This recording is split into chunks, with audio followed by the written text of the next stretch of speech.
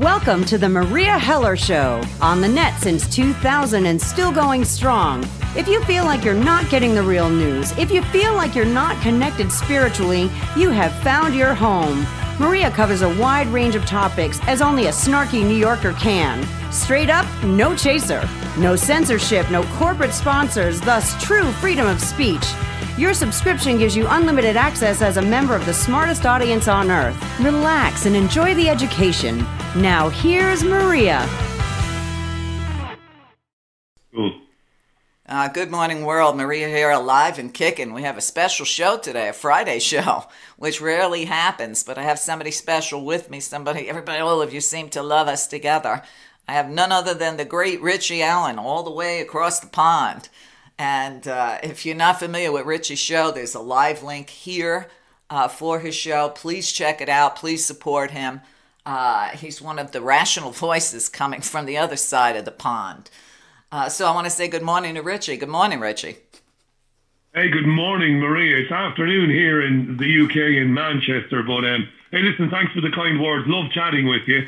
And looking forward to spending the next hour with you, trying to make sense of some of the stuff that, well, oh God, people. I know. I said, you know what? If it wasn't for YouTube at the end of my day, where I can just surf through nonsense and pick out interesting things I want to look at, I don't think I'd be able to sleep at night. That's how much news there is going on. And I have to tell you that last night I saw one of your landsmen, as they call it. I tripped across it, and I'm sure, and maybe not, but I would think you would know of him. And I was like, who is this guy? And I watched him. His name is Ben Portsmouth. Is that how you pronounce it? Ben. Yeah, Ben Portsmouth. That's right, yeah. Holy crap. I was like, first of all, I've been an Elvis fan my whole life. I'm one of the rare people that actually saw Elvis in person, okay? Which was... hate you. I Well, you know, it was. You want to hear a really funny story? I think it was around, I want to say 1975, and my kid sister worked at a movie theater in the town we lived in, and she called me one afternoon, and at the time, my husband was a super Elvis fan. I mean, he did an Elvis impersonation that used to entertain all our friends. My sister calls me and she says, one of my friends had tickets to see Elvis tonight, and she can't go. She only wants $25 for the tickets. Do you want them? I said, absolutely. And I have to tell you, Richie, it was the most amazing night. I never saw electricity in the air like that in my life. I mean, you could have plugged in a toaster in the air above your head and toasted bread. I mean, it was crazy. And then I was surfing YouTube last night, and I never heard of this guy before. And it said that he was rated the best Elvis impersonator in the world. So I said, okay, I'm going to put it on because I'm very critical when I watch impersonators. Man, that guy, I mean, he nailed it. He nailed it on every level. And his voice, I was like totally blown away. So I have to tell you, you know, America might say America's got talent. But I got to tell you, give you this Ben Portsmouth, he's got talent. Okay. Yeah, he's pretty cool. I think he's done the Letterman show. I know David Letterman has retired, but he's done a lot of the late evening talk shows in the US. I saw Manchester at the Apollo Theatre because, like yourself, I'm a diehard Elvis fan. In fact, I was listening to Elvis when I got your reminder email earlier on. I had a bit of Elvis on. Do you know, I was listening to Elvis live in Madison Square Garden, vinyl that I have, and I was enjoying it. And yeah, Ben Port, he's absolutely fantastic. It's chilling to be in the same room when he's playing. But you would be a better judge because you saw the real Elvis. Of course, I haven't. Because he never, well, I'm a little bit younger than you, but he also never toured outside of the United States, which is something a lot of people don't know. Oh, well, maybe he will. But I was like, wow, did this guy have like plastic surgery to look like Elvis too? I know. Because, amazing. you know, I used to work in Vegas. I had a partner in Vegas, and we used to put on big events for the high rollers there. If you don't know what high rollers are, those are what they call the whales, the people that are really big gamblers. So we were throwing a party for them. We hired Paul Anka. He changed his song to include the name of all the high rollers in the audience for us. And we must have ordered about 3 Elvis impersonators, a couple of Marilyn Monroes, whatever, to work the party. And 2 of the 3 that we did hire were in in a movie. I forget who was in it, but they were all in it. It was a movie about Las Vegas. And then, several years later, I saw all the people I used to hire in the movie, including Paul Anka. And I was like, look at this. But, I mean, I've never heard of this guy, Ben Portsmouth, and it was actually the show you're referring to with David Letterman, which was the first one. And the first one led to more. And then I found myself just surfing YouTube looking for everything this guy's done. Well, when he's in your neck of the woods, you'll have to go and see him. I know he does a lot in the United States. Oh, absolutely. I would love to. So the other thing I wanted to... What? I was just going to say, just on the subject of Elvis, I'll be spending an evening in 10 days with Priscilla Presley because the Royal Philharmonic Orchestra is touring the UK and the orchestra is playing live and Elvis is on the big screen and Priscilla is walking around the audience with a microphone talking to the audience, and she's got some of the Memphis Mafia with her as well.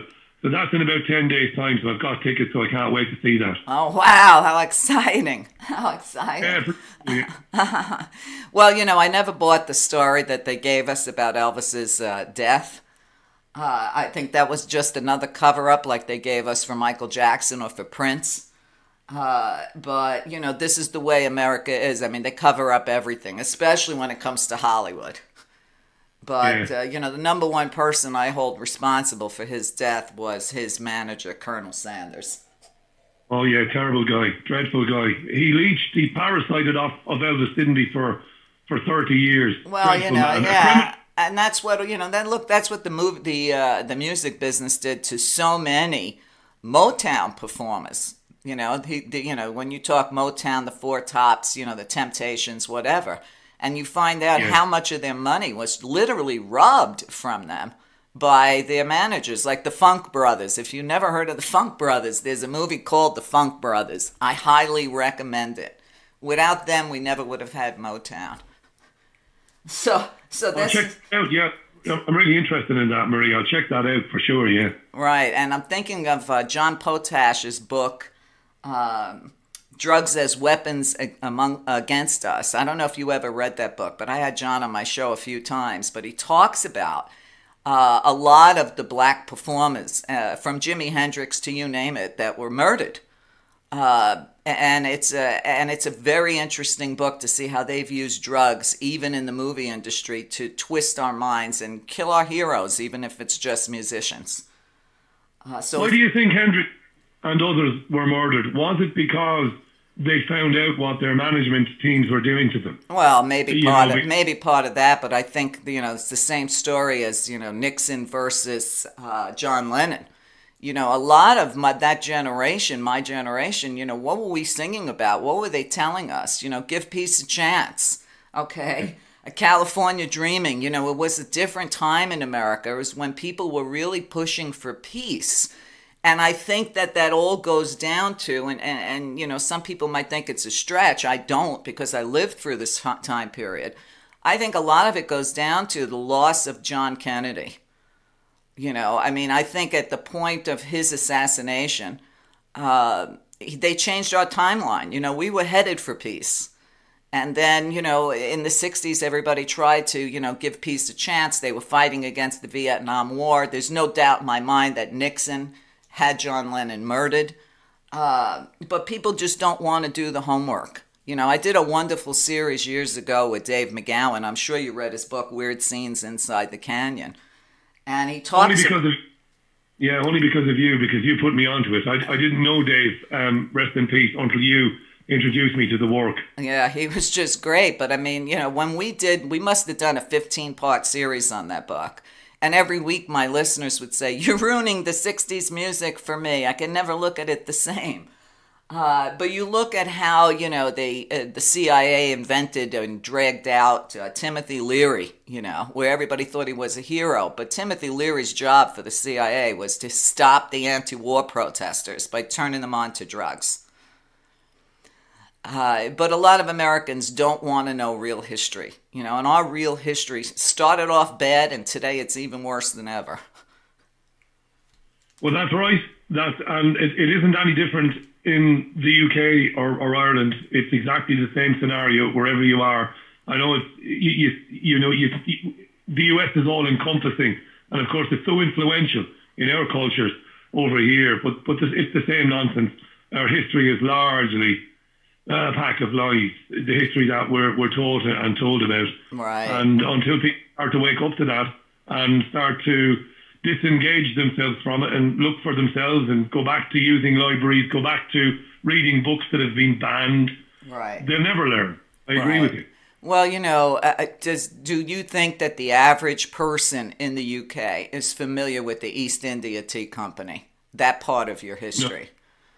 No, definitely not. I mean, if they knew that part of their history, I wonder how they would think, or how they would feel. I wonder, I'll tell you why I wonder. I've never known people to be as self-absorbed, self-obsessed and narcissistic as they are today. And I bore my listeners talking about it because it's so apparent to me in everyday life, whether I'm out at a shop or a store, as you would call it, whether I'm in a pub, whether I'm dealing with somebody, whether it's a bureaucratic engagement that I have dealing with the local authority or whatever. I've never known people to be as totally indifferent to other people as they are now. And that's the system working really, really well. Well, that's the mind control that they throw out at us. And today with social media, it's easier than ever for them to give us our daily trigger. Instead of give us our daily bread, it's give you your daily trigger. This is what you're going to be angry about today.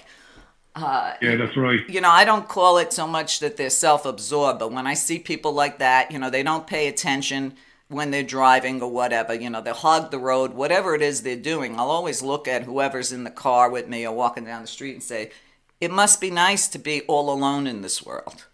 They act like they're all alone in the world and everybody else is in their way.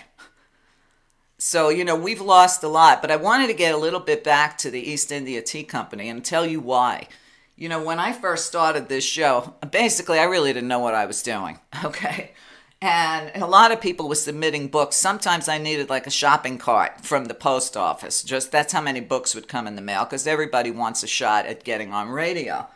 And one of the books I had gotten in the first year, Richie, was a book called The World is a Ghetto. And if you've never read it, you must get it, okay? I don't remember who the author was, but it's very easy to find on Amazon. But I put him on my show. He starts out with, basically, the East India Tea Company and the war on dark races, he says, that has been going on forever. And, of course, he starts with the heroin trade. He traces all that history behind them. And it was quite the eye-opener. And I don't even know. I'm sure that's not even in my archives anymore because I can't keep 20 years of shows on my server. Yeah. But, look how long it's taken. What, 200 years or probably more, 300 more likely, maybe more, for Americans to realize what Columbus actually was. Because this year, we had many states change Columbus Day to Indigenous People Day or Native American Day. But, when we were kids in school, he was the hero we were taught about. Nobody talked about the fact that he was a slaver. Okay. So, it's interesting how many hundreds of years sometimes it takes for people to realize that the country they think is the best country on earth is probably close to the worst. Well, you talk about Columbus. It's very interesting that. I mean, we were taught the same thing. We were taught about the discovery of the United States of America. But as a child, I remember thinking, well, what the hell does Native American mean then? How could somebody discover a country that was already populated by people? Right. From cradle to grave. If the establishment has its way, we are peppered with lies and fake history and false stories, regurgitated time and time and time again.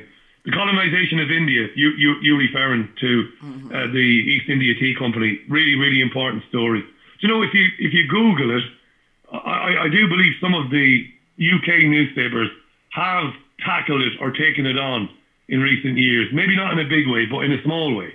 Right. Because as far as I understand, it was a Rothschild idea, wasn't it? The colonization of India, as far as I of can course, make it out. that evil family's been around forever, like vampires. Oh, like vampires. And you know, I had not an argument. I had a discussion with a guest on the program this week who was blaming, you know, the Jews for everything. And I said, hang on a second. Oh. Whatever these people, Rothschild and Oppenheimer, whatever they claim to be, they're not Jews. They might claim to be Jews. They might have names that sound Jewish, but they're not Jews. These people are not religious. They don't believe in God. Well, their real name was Bayer. Okay. Yeah, that's. And then they took their name. You know, they took the name Rothschild. Red Sheep. Right. So, you know, people don't really understand who the problems are. Now, I know that you've had Donald Jeffries on your show, you know, and his latest book, I know he's writing another one, The Real History. Yeah, he's writing another one about, I think it's going to be about inequality and stuff like that. I told him to keep writing it and keep sending them to me. But his last book, his history book, you know, I looked at it and I was like, okay, Crimes and Cover-Ups, you know, American History, 1776 to 1963, I think it is. I thought it was going to be a boring read, to tell you the truth. Richie, once I started reading it, I couldn't put it down. I said, how can I be spellbound by a history book? Yeah. So, you know, a little at a time, you know, American history's coming out, but, you know, here in America, when you have 6 corporations that own all the media, which includes book publishers, a book like his should be #1 on the bestseller list. But unfortunately, it doesn't have the Republican Party buying it in bulk like Donald Trump Jr.'s book. So it's probably not going to go there. So even there, we're limited. You know, I don't know about you. You probably see the same thing as a radio host that I do. A lot of the books I get submitted now for the past 2 years, maybe 3, are self-published because no one in the publishing business will publish them. It's the old catch and kill. Yeah. It's shocking that, and they resort to selling it through their website or doing a deal with Amazon. And of course, Amazon. Amazon. And Amazon fleeces the independent authors, doesn't it? It charges them an absolute, you know, shocking amount of money per sold, which makes it very difficult for the independent authors. I remember Donald Jeffries. He was on the program about 3 years ago. I remember his book, the book that he was that he had published at the time. It was a brilliant read. Oh, you're talking about Survival of the Richest. That one's another one. A great book. Very good. I must check it out now. His latest book. I will check out his latest book because he, you know, when I posted last week that you were going to be on the show, he said, "Oh, say hi to Richie, see if I can get back on his show." And I was like, "Okay." Oh yeah, anytime. Yeah, absolutely, anytime. I know I'm connected. I must be connected to Donald on Skype, so I'll check that out and drop him. Have him send you his new book because believe me, it's a hair raiser. So we need to promote people like him. Absolutely. Another little bit of fluff I wanted to talk to you about, just to kind of delay talking about the news, because you and I never talk about like other things because the world is so crazy. I wanted to ask you because I'm not a person that follows celebrities, okay? And I certainly don't. I don't want to hurt your feelings, but I really don't give 2 craps about the royal family. But I wanted to ask you what you thought about Meghan Markle and Harry talking about moving out of the UK. What's going on there? Are they like under a lot of pressure or what? I don't know. It's a strange one. I mean, I read the UK newspapers every day, so I don't have any interest in the royal family grandchildren because he's the grandchild, of course, of the Queen. He's Prince Charles' son, allegedly. Well, no, I'm glad you added allegedly, man. He looks just like his father, and that ain't Prince Charles.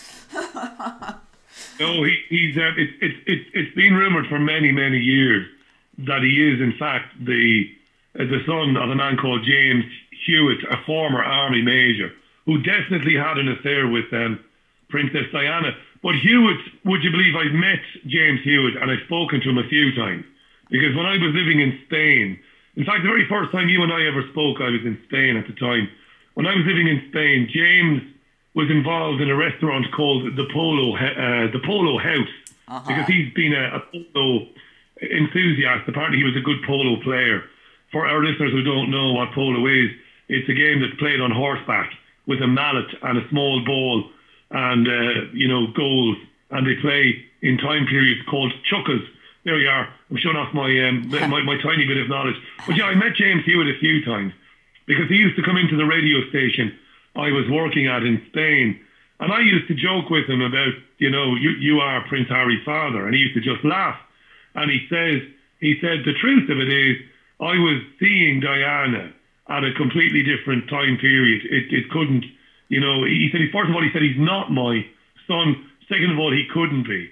But I don't believe him. And it's not because I don't want to be. I don't believe. Well, they say... Sorry, Marie, maybe that's got a lot to do with this alleged rebellion of this young Harry character and his marriage to an actress who's mixed heritage, mixed race.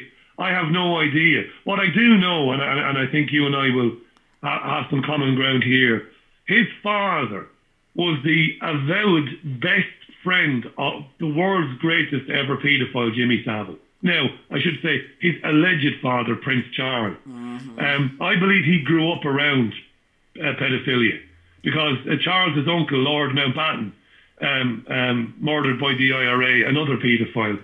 You've got Prince Andrew, who, by the way, I think the world will be watching the BBC tomorrow night, Meria, because Prince Andrew, Jeffrey Epstein's friend, he's given an interview to BBC Newsnight, which was recorded, I think, this morning, and it's going to broadcast tomorrow evening at 9 p.m. UK time, which I believe would be 1 o'clock in the afternoon Pacific time.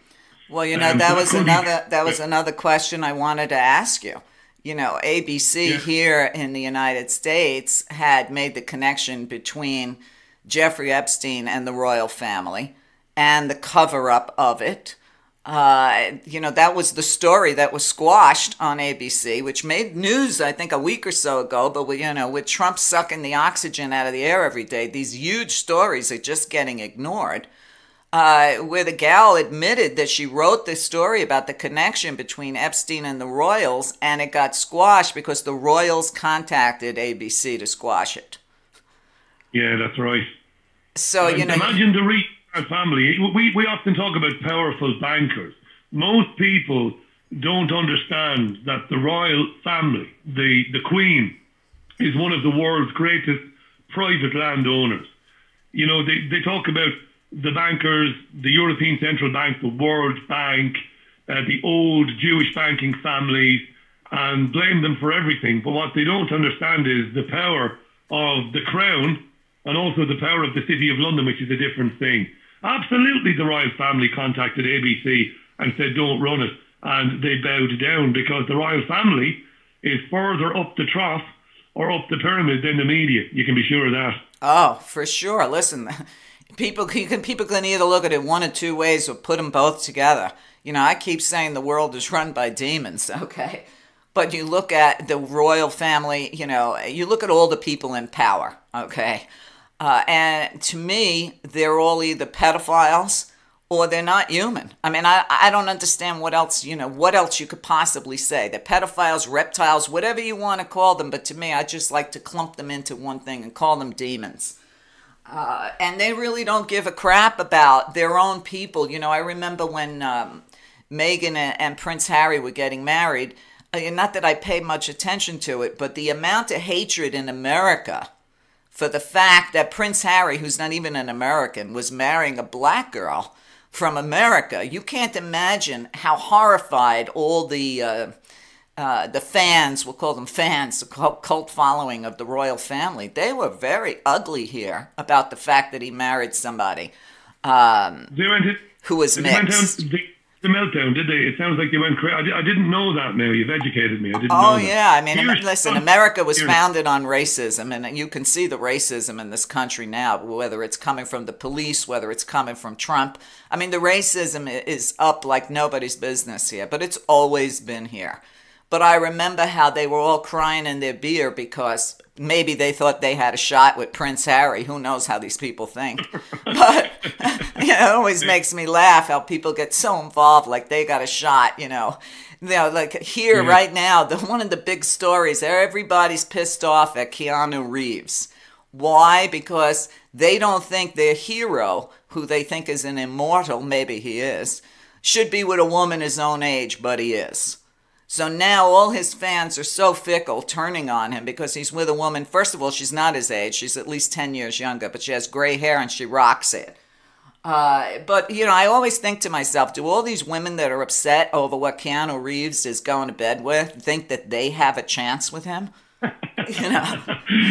Yeah, that's it. It may be so. Well, look, I've never experienced celebrity, because I don't know what it must be like to be a celebrity. I just don't. I mean, I worked for some big radio stations. Radio is so strange. You know yourself. You've got a great background in radio too. It's not often you might have a very big audience, but it's not often that somebody recognizes you in the street because they listen to you. They don't watch you. Right. So I've never experienced anything like what it must be like to be a celebrity. But people do obsess over them. I something I've been very aware of over the years, because even friends of mine and former school friends of mine obsessing over an actress or an actor or a sports person that they really like, and they get really emotionally involved, Maria, and I don't understand that, because I love soccer, I love my films, I like Meryl Streep, I've watched every film she's ever made, but I wouldn't collapse in a heap if she walked down the street, I'd just say, how you doing, Meryl? Nice to see you. But I wouldn't obsess, but people do obsess about these people. It's very strange. I don't understand it. Listen, I grew up in New York, so a lot of times in Manhattan, even on the subway, I would see a lot of celebrities because they were going to work in New York, whether they were going to, the theater district or whatever. A lot of them took the subway, believe it or not, back in those days. And even here, when I was in Scottsdale, I've seen and come across celebrities, even Muhammad Ali. But, I don't go gaga over anybody, okay? I'm not impressed. To me, they're just regular people, and they like to be treated like regular people.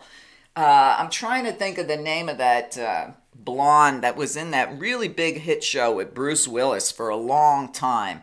Sybil Shepherd. Sybil Shepherd. And I remember once going into my gym when I lived in New York, and everybody was like standing around all gaga'd out, and I was like, what's going on?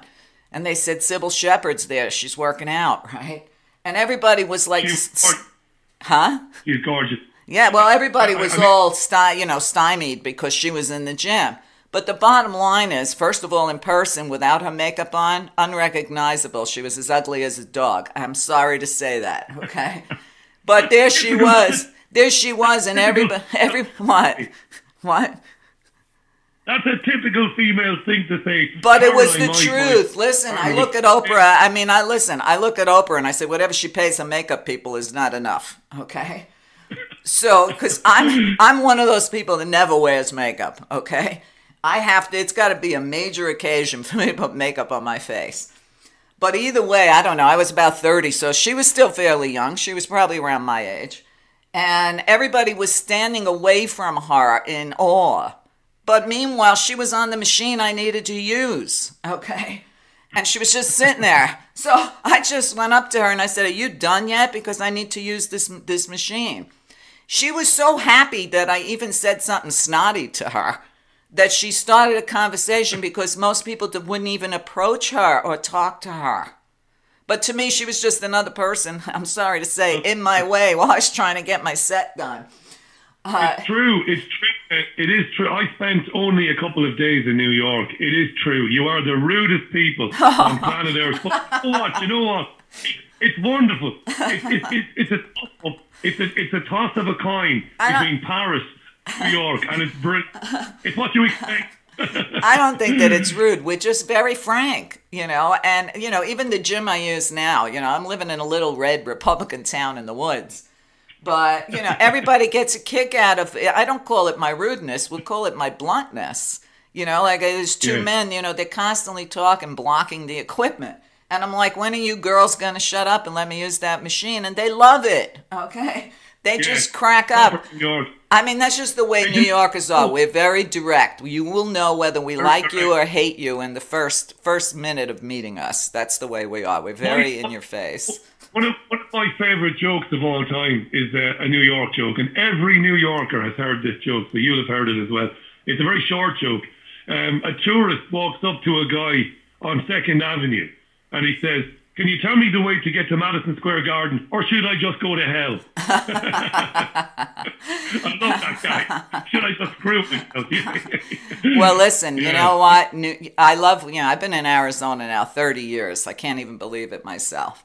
And I always get that same sideways compliment from people that meet me. They'll say, "Wow, you're really nice for a New Yorker." So that's just a misconception because, listen, there's millions of people in New York. Okay, you've got to learn a whole different lifestyle just to walk down the street and get where you're going without getting trampled. So crazy, like yeah, crazy. I mean, it's moving at 100 miles an hour, and you better be. So we don't have time for bullshit, and I think my listeners know that because every day doing the news, I see right through the bullshit, and you know what? I ain't got time for that. So I have to speed talk through most of it. But anyway, this part of our Hollywood talk has been a lot of fun. But we're going to take a short break, and then I want to get to the news because there's a lot of stuff going on in England I need you to explain to my audience. So stay with us. Richie and I will be right back. Our founders said that it is our duty as a free republic to be an informed citizen. To that end, Meria works tirelessly to inform you about all that is going on in the world and what you can do about it. She has never sold out or bought into the system. She's here just like the rest of you trying to figure things out. Thus, there is no corporate control of her work, just you, the subscriber. Meria offers many options to subscribe, and all are free to choose the senior plan if your budget cannot afford the others. We're the ones we've been waiting for, so don't wait any longer. Subscribe today at meria.net.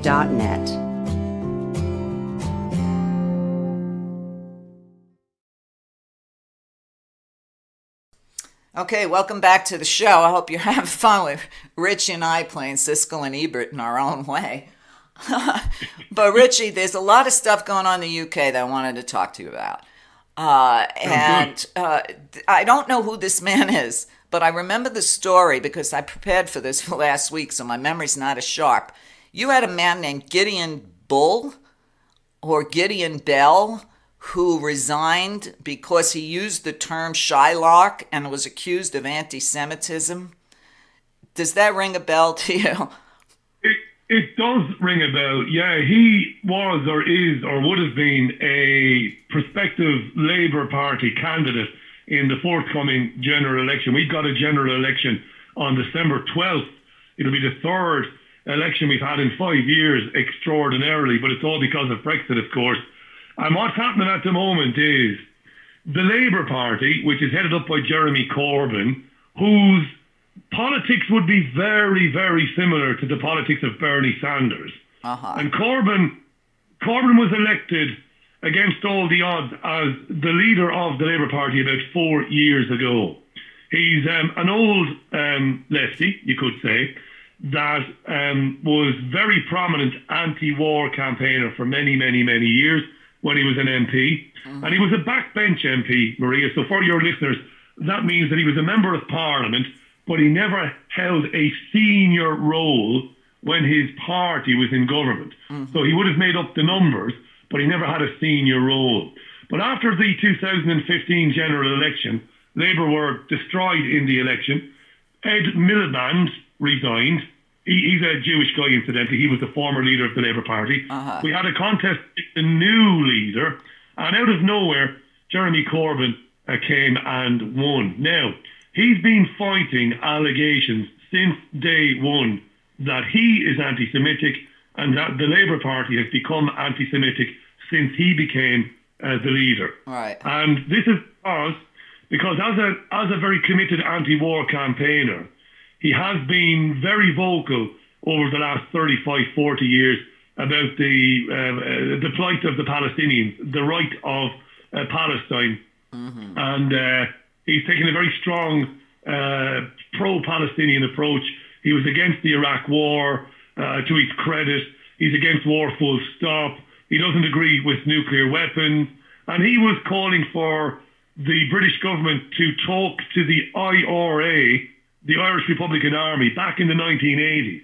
And this is why he gets called a terrorist sympathizer, even though he isn't. So, so the anti-Semitic stuff and the Shylock comment, a lot of people who are planning to run for Labour in the coming election, their social media accounts are being trolled, basically, and culled and evaluated. And any little comment, however benign, is being taken and is being used to claim that these people are anti-Semitic. This guy was in a local authority meeting, and he had an argument with the guy over funding or money, and he called him a Shylock. And it turned out the guy he called a Shylock happened to be Jewish. So everybody loses their collective shit, as you know. And common sense goes to the window, and there you have it. But listen, Richie, I grew up in New York, and in New York, Shylock was a normal part of our vocabulary, because, you know, if you were poor, an Italian, or any other race except Jewish, and you needed a loan, you couldn't get a loan from a bank, so we would say, well, you need to go see a Shylock. Now, a Shylock, I don't know that was necessarily a Jewish person, but they would give you a loan at, you know, ridiculous, usurious interest rates. And it was a normal part of our vocabulary, you know, to use the word Shylock. So when I saw that tidbit of a story, I was like, what? I mean, to me, you know, as an Italian from New York, that's part of my vocabulary. Okay, I don't see anything anti-Semitic about it, and maybe if they didn't charge usurious rates, which is against their religion, people wouldn't have the feelings they have about them. I mean, let's face it, the original Shylocks were the Rothschild family. They financed Lincoln's War at a tremendous amount of money, you know. If it wasn't for their usurious rates on Lincoln, Lincoln wouldn't have printed our own money. Wouldn't have gone to Greenback. Do you know, this guy, Gideon Bull, has, just to finish that story, he's pulled out of the race, so he won't be running for Labour in his constituency. They're going to find another candidate. Yeah, I think that's ridiculous. Just because he used that word, he has to resign. We have rapists in office here. Rapists, pedophiles, you know, running for office, neo-Nazis running for office. And nobody seems to care. So this guy uses the word Shylock and he resigns. We can't get them to resign here if they commit murder. Listen, and I don't have to tell you, it's the same here. You have in the House of Lords, which is the upper chamber in Westminster, you have men who either were involved in the sexual abuse of children or worse, knew it was going on and turned a blind eye to it. Absolutely. You're absolutely right to make that point. This guy the throwaway comment like Shylock, which, all right, you know, the Jewish guy can say, oh, maybe you shouldn't use that word. Maybe, okay, look, I used it, fair enough. But if the guy he said that to, let's just say, suppose the guy he said that to was a rich man from Venezuela. Okay, would they have asked him to resign for calling a Spaniard or an Italian a Shylock? Absolutely not, Marie. So, I mean, you know, how many times are they going to bring out the and listen, this anti-Semitism crap is like, it's such a weapon. They've used this weapon since they stole Palestine that it's ridiculous to me. You know, only once in all the years that I actually had a guest on my show that started going off on Jewish people in such a disgusting way. Talk about an anti-Semite. This guy was a real nasty man. I cut him off. I cut him off midway on my show. I cut him off and said, you're never going to be back on my show, and that was 20 years ago. You do get these people sometimes who do blame Jews for everything. I have them from time to time. All right, and it's just ridiculous. I'm tired of explaining the difference between a Zionist and a Jew. I mean, we have an open Zionist running for office here in Joe Biden. Yeah. Okay. He's an enemy of the Palestinian people. The only Jew running, Bernie Sanders, he's the one that wants to cut funding for Israel and is against their illegal settlements. And he's a Jew. Okay. What's happening with Bernie Sanders? I ask you this because I have some socialist guests on my program, people like Tommy Sheridan, who's a Scottish socialist. He'd make a brilliant guest on the Meria Heller show, by the way. You'd enjoy chatting with Tommy, very well-known politician in the UK. And Tommy is a big supporter of Bernie Sanders. And I'm not, but it's not because I dislike Bernie. You know my old shtick. I don't believe in any of them. I won't vote for any of them.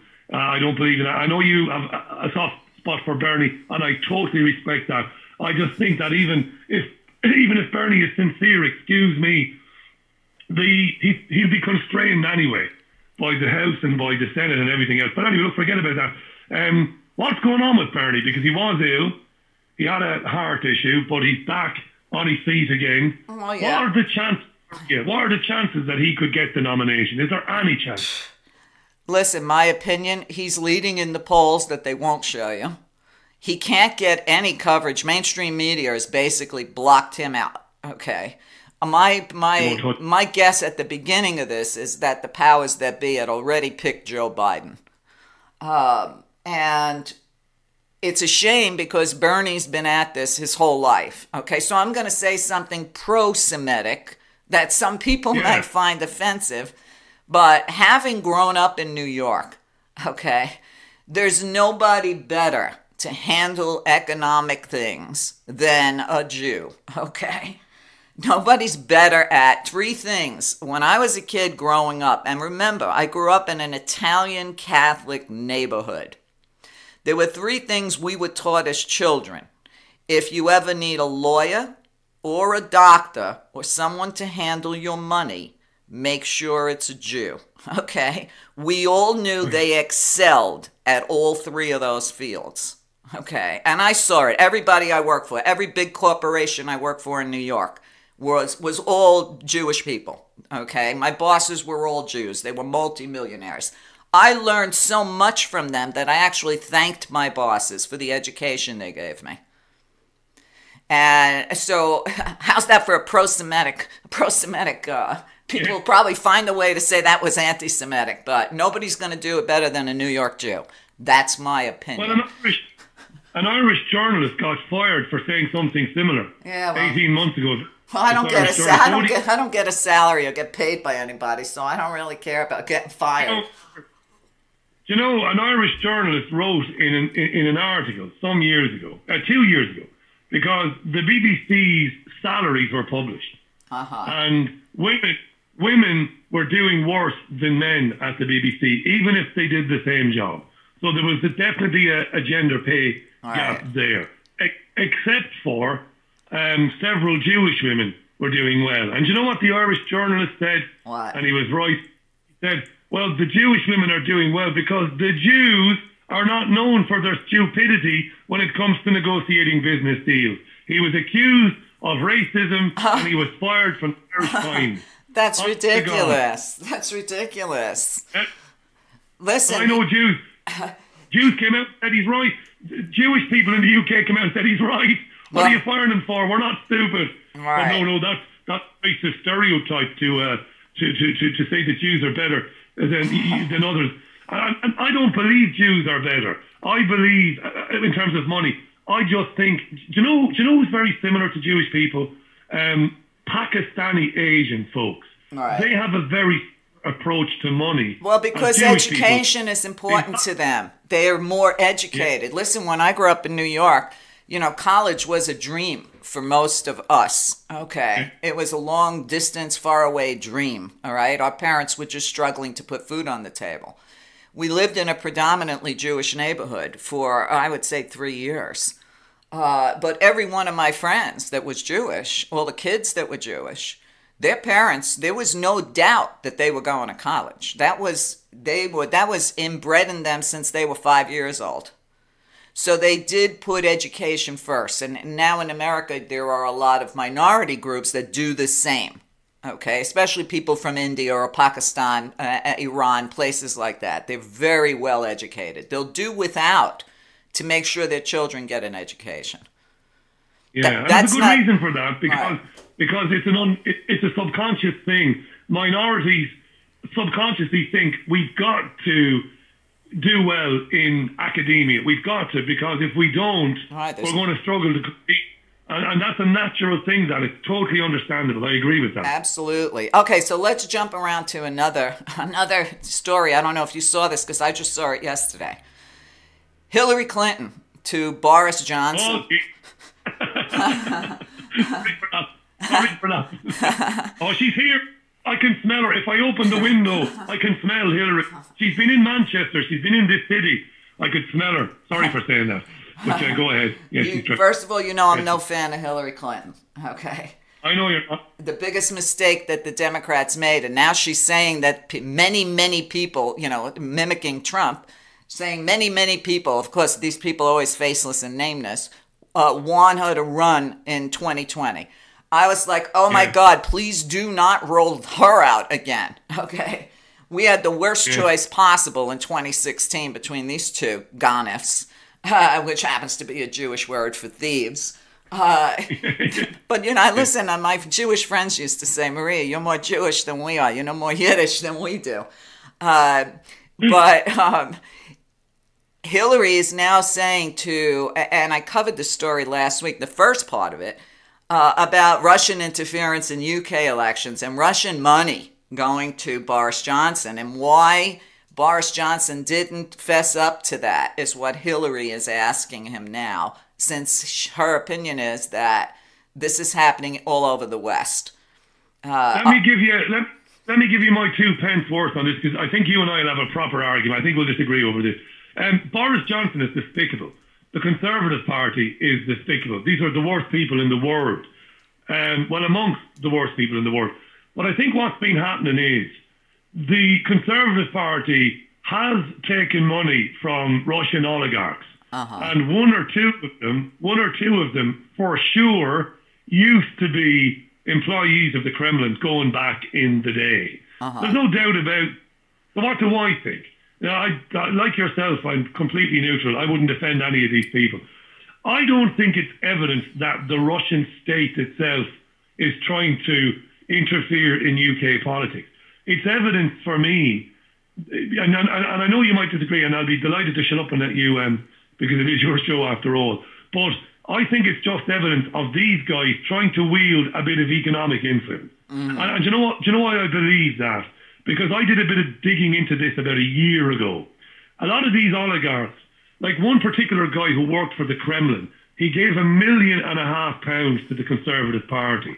Now, you and I, we can barely make ends meet, but in real terms, £1.5 million is sod all. It's not worth a hill of beans. Do you know what they want, these guys?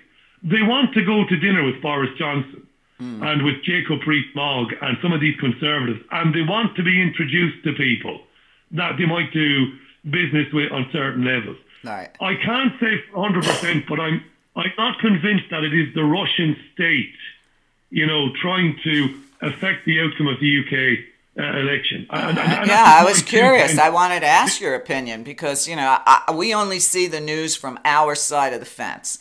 But I see that sometimes when I look at, let's say, The Guardian in the UK, they'll have a similar story on a similar topic that's going on in the United States, but it's the total opposite. The information is totally different. So I kind of always like to know, what's it look like on the ground from your side of the world? I mean, BBC said that they announced they're covering the impeachment hearings, which I started watching this morning. How does that look to people on your side of the pond, that the President of the United States is having an impeachment hearing, which, by the way, he was live tweeting during it this morning, threatening Maria Yovanovitch while she was testifying. How does this circus look to people in your country? You answered the question, my great friend. It looks like a circus. I mean, it looks absolutely mad. And then we find out that apparently when they announced the ratings, Is it still the Nielsen ratings? This is going to be one of the biggest TV shows of the year. Oh, absolutely. Everybody's watching the thing. Right? Well, you know, Trump is all about ratings, so he should be loving the ratings on this. You know, can I say something to you? Sure. I love that. You can put the wind up me, and I can put the wind up you. You're not going to like this, but I'll say it to you anyway because I love you. Trump. One of the things, I can't remember the name of the Democratic senator, but one of the Democrats said live on television, he said something along the lines of, hearsay evidence can sometimes be better than hard evidence. I thought I was hearing things, so I rewound the live TV. I mean, look, Trump is as sick a human being as has ever led any country. I believe he's got more skeletons in his closet than anybody else. I believe he's got questions to answer about sexual abuse. I know you've done a lot of work on this. The man is vile. He's filthy. There are so many things you could destroy Trump with if you really wanted it. Right. Did he try to get some influence with the Ukrainian president? He probably did. He probably did. Of course. It's mild. It's mild compared to what the man is I doing. agree. There's a million different reasons they should get rid of him. But here's the thing, you know, even my granddaughter said it, you know, because she was watching with me on the other day. And she said, well, when they mention hearsay or it's secondhand, that's because they won't allow the people with firsthand knowledge that were there to testify. She says, how can they legally do that? How can they legally not present the documents and whatnot they've been subpoenaed for? And I looked at my granddaughter and I said, two sets of laws. If you and I turned down a subpoena, we'd be in jail the same day. So, you know, she's learning, you know, how corrupt the system is. And I'm sad that I have to show her the reality of the world she lives in as a young person. But if she doesn't learn it now, how's she going to get through the rest of her life? Yes, and she's got a great teacher because you can do it with humor, and there's very few people on planet Earth can do it with humor. Well, you got to have a sense of humor. So what happened with Boris Johnson when he said that he'd rather dig himself a hole or bury himself in the dirt if he couldn't get Brexit done by the end of October? He was lying through his teeth, of course, and he knew he was lying when he said that. We're never going to leave the European Union. We'll never be allowed to leave. He knows this. He's just another gangster lawyer, pathological gangster. And, you know... Well, over here, they call him the Donald Trump of England. They do, that's right. Yeah, he's a baby Trump, yes. Baby Trump. There's a wonderful meme where they've used the Austin Powers character. I'm sure you've seen it. The Austin Powers meme. Right, the Mini-Me. They've replaced Dr. Evil and Mini-Me with Trump and Boris Johnson. I just wonder how much of this is just scripted drama. I don't know. It's just, you know? I don't know, just, I don't even know anymore. I mean, you look at the maniac they put in office with the coup in Venezuela. You look at the coup now that kicked out Evo Morales to put in another Christian fascist. And Trump is congratulating these people. Okay, so you look at, you know, the creeping hand of fascism going across the world. And, you know, we talked earlier about Dave McGowan.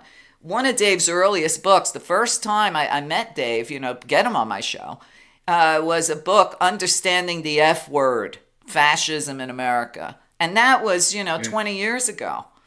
And, you know, he got a lot of shit for it because he named names, you know, and it's a fabulous book. But here we are living in a combination of 1984 and Brave New World. And people are, you know, here in America, people are literally depressed. They've never been more depressed over politics than since the 2016 election.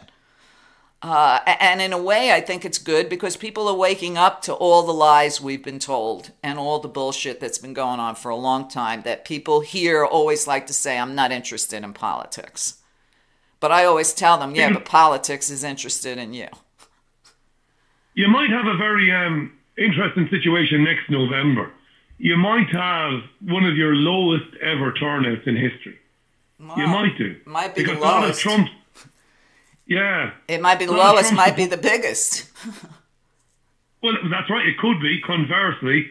But, you know, maybe a lot of Trump's supporters who believed his crap when he was campaigning back in 2016. And I'm talking about the good people who believed him, because a lot of good people believe Trump. I know, because they didn't grow up with him, so of course they bought his story.